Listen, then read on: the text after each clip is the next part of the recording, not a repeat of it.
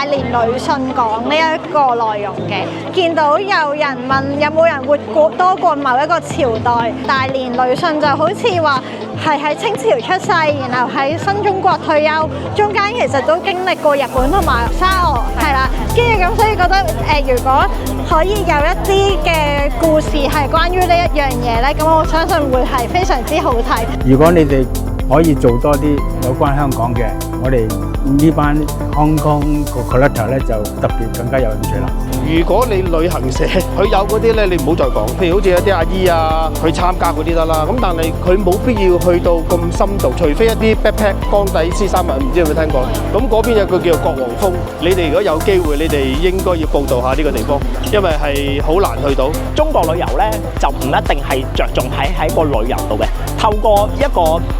角色扮演，即係要以第一個人稱嘅身份咧，係去旅遊寫一本旅遊書咧，可能係會有另一番嘅感覺。日後如果可以寫譬如張居正啊，或者歐陽修啊，佢哋跨越唔同嘅城市或者跨越唔同嘅點，其實都係一個好有趣嘅旅行。即係我都係勸啲朋友啊，中意去玩去旅行嗰啲人咧，趁年青趁早去嘅，因為呢個世界唔等我哋嘅。有生一年嘅話咧，我哋行得到，我哋盡量去行。